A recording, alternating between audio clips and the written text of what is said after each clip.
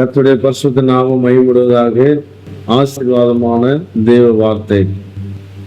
சங்கீதம் 47 முதலாவது வசனம். சகல ஜனங்களே கைகோட்டி தேவனுக்கு முன்பாக கம்பீர சத்தமாய் ஆர்ப்பரியுங்கள் என்று சங்கீதம் 47:1 நாம் வாசிக்கிறோம். தேவன் விரும்புகிற காரியம், அவருடைய ஜனங்களாகி நாம் ஓயாம அவரை துதிச்சுட்டே இருக்குன்னு அவர் விரும்புகிறார். ஆனா சில ஜனங்கள் இதை புரியாம அநேக விண்ணப்பங்களை கொட்டிட்டே இருக்கிறாங்க. அதனால சில நேரங்களில் நம்முடைய வாழ்க்கையில, குடும்பத்துல, ஊழிய பகுதிகளில், தொழில எதுனாலும் சரி, ஆசீர்வாத தடைகளா காணப்படுகிறது. ஆசீர்வாதம் கொஞ்சம் தாமதமாகிறது.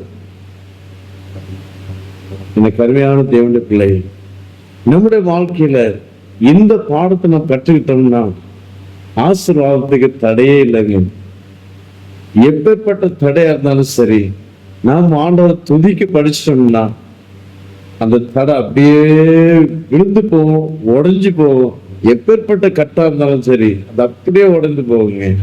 எத்தனையோ உதாரணம் பைபிள்ல இருந்து நான் சொல்லலாம். வெளியில இந்நாட்கள்ல ஜீவித்து கொண்டிருக்கிற மனிதர்கள் அனுபவித்து சாட்சி சொன்ன சாட்சியை நான் அவங்ககிட்ட சொல்லலாம். அதை விட பரிசுத்த வேதாந்தத்தில் சொல்லப்பட்ட வார்த்தை 100% உண்மை. எவ்வளவு வேணும், பொய் உரையாத சத்தியமான வேத பைபிள் இல்லையா? இதுல எத்தனையோ சம்பவங்கள் நாம் வாசித்திருக்கிறோம், நமக்கு தெரியும்.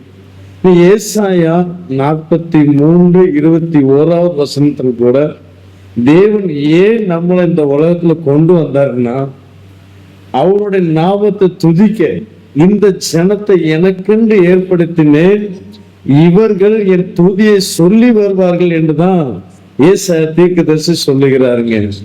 நாம் அவரை துதிச்சா போதும், நம்முடைய தேவைகளும் கிடைக்கும், தடைகள் அப்படியே விலகிட்டு போயிட்டே இருக்கும். அல்லேலூயா. இஸ்ரவேல் ஜனங்கள் கானான் தேசத்தையோ போய்கொண்டிருக்கும் போது எத்தனையோ தடைகள். முதலாவது சிவந்த சமுத்திரம் தடையா இருந்துச்சு. அதுக்கு முன்னாடி பார்வோன் ஒரு தடையா இருந்தார். ஆனா அந்த தடையை உடைச்ச. அதுக்கு பிறகு சிவந்த சமுத்திரம் ஒரு தடையா இருந்துச்சு. அந்த தடையை உடைப்பதற்கு தான் இஸ்ரவேல் ஜனங்களுக்கு மோசே சொல்லி கொடுக்கிற ஒரு பாடம்.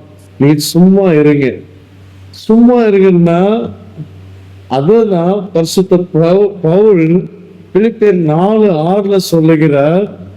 என்ன சொல்றாருன்னா, நீ ஒன்றை குறித்து கவலைப்படாமல் எல்லாவற்றையும் குறித்து சோத்திரத்தோடு கூடிய ஜெபத்தினாலும் வேண்டுதலினாலும் தேவனுக்கு தெரியப்படுத்துங்க. எப்படி தெரியப்படுத்தணுமா? சோத்திரம் பண்ணிட்டே இருந்தா போதும், அவர் எல்லாம் பார்த்துடுவார். நீ ஒன்றை குறித்து கவலையே படாண்டான்.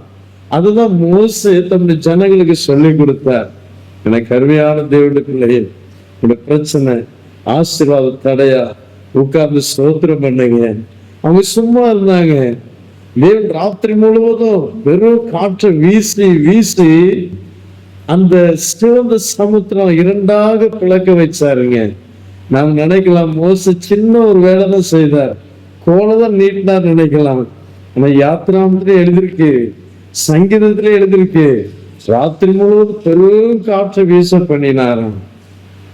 கருமையான தேவனுடைய பிள்ளையே, மோசே கோலை பிடிச்சதுனால அது சிவந்த சமுத்திரம் 2ஆக பிளக்கலைங்க. எல்லாமே அவருடைய கிருபை, நம்முடைய சோத்திர பலி. அல்லேலூயா. அதுக்கு பிறகு எத்தனையோ தடைகள். தண்ணியை குடிக்க முடியல, கசப்பா இருந்தது. என்ன செய்தாங்க? ஒன்னும் செய்யல, கொலையை வெட்டி போட்டாங்க, மதுரமா மாறிடுச்சு. அல்லேலூயா. அதுக்கு பிறகு எரிகோ, பெரிய ஒரு கோட்டைங்க. அதுல 4 கார் போகலாமா, அவ்வளவு அகலமான கோட்டை. அந்த கோட்டை பெரிய ஒரு தடையா இருந்தது. இந்த கடல்லையாவது கப்பல்லையாவது பயணம் பண்ணி போயிடலாம் அந்த பக்கம். ஆனா அந்த கோட்டையை எப்படி ஏறுறது? எனக்கு அருமையான தேவனுடைய பிள்ளையே, சிறு பிள்ளைகள்லாம் எப்படி ஆற முடியுங்க? தேவன் என்ன செய்தார் பார்த்தீங்களா? தன்னுடைய தாசனுக்கு சின்ன ஒரு ஆலோசனை கொடுத்தார். ஸ்தோத்திரம் பண்ணு, சுத்தி சுத்தி ஸ்தோத்திரம் பண்ணு. அல்லேலூயா. அவருடைய நாமத்தை மகிமைப்படுத்தி பாருங்க. 7 நாள் ஸ்தோத்திரம் தான் பண்ணாங்க. அந்த எரிகோவின் கோட்டை சுவர் தமிழ்ல விழுந்ததுன்னு போட்டிருக்குதுங்க. ஆனா இந்தி பைபிள்ல அப்படியே அஸ்திபாரத்தோடு அப்படியே அமுங்கிடுச்சான், அப்படியே உள்ள போயிடுச்சான். விழுந்துச்சுன்னா சின்ன பிள்ளைங்க அதை எப்படி தாண்டி போற ரொம்ப கஷ்டமா இருக்குங்களா? ஆடு மாடு எல்லாருமே நடந்து, வயசானவங்க இருப்பாங்க, அதை கடந்து போற எப்படி போக முடியும்? அது அப்படியே அமுங்கிடுச்சு, எல்லாம் அமுங்கிடுச்சு, லெவல் மட்டமாயிருச்சு. அல்லேலூயா. ஈஸியா நடந்து போறாங்க. உங்க வாழ்க்கையில பெரிய ஒரு தடையா இருக்கலாம், உங்க பிள்ளைகளுடைய வாழ்க்கையில பெரிய ஒரு தடையா இருக்கலாம். எனக்கு அருமையான தேவனுடைய பிள்ளை, ஒரு தொழில் ஒரு பெரிய தடையா இருக்கலாம், குழந்தை பாக்கியம் ஒரு பெரிய தடையா இருக்கலாம், கடன் பிரச்சனை பெரிய ஒரு தடையா இருக்கலாம். எதை பற்றி கவலைப்படாதுங்க. நீங்க ஸ்தோத்திரம் பண்ணி பாருங்க, ஸ்தோத்திரம் மாத்திரம் பண்ணி பாருங்க, பெரிய ஒரு அற்புதத்தை பார்ப்பீங்க. இந்திய ஆசீர்வாதமான வார்த்தை கர்த்தர் உங்களை பார்த்து சொல்லுகிற வார்த்தை இதுதாங்க. தடைகள் மாறும். எரிக போல, கோலியாத் போல பெரிய தடையாக யார் நின்னாலும் சரி, உங்க குடும்பத்துக்கு விரோதமா, பிள்ளைகளுக்கு விரோதமா, தொழிலுக்கு விரோதமா, உங்களுடைய சபைக்கு விரோதமா, ஆத்மாக்களுக்கு விரோதமா, விசுவாசிகளுக்கு விரோதமா எத்தனை பெரிய தடைகள், கோலியாத்துகள், எரிகோவின் சுவர்கள் என்றாலும் பரவாயில்லைங்க. நீ ஸ்தோத்திரம் மாத்திரம் பண்ணி பாருங்க. ஆண்டவரே உமக்கு மகிமை. நிச்சயமா தடை மாறும். கண்களை மூடும், செவிப்போம். சர்வவல்லமையுள்ள பிதாவே நன்றியோடு ஸ்தோத்திரிக்கிறோம். இந்த நாள் கொடுத்த வார்த்தைக்காக உமக்கு நன்றி செலுத்துகிறோம். ஆண்டவரே, நீ கொடுத்த வார்த்தையின்படியே நாங்கள் ஸ்தோத்திரம் செய்து எல்லா தடைகளையும் மேற்கொண்டு உமக்காக சாட்சியா ஜீவிக்க, அநேக ஜனங்களுக்கு பிரயோஜனமாக நாங்கள் காணப்பட எங்கள் ஒவ்வொருத்தரையும் நீர் ஆசீர்வதிப்பீராக.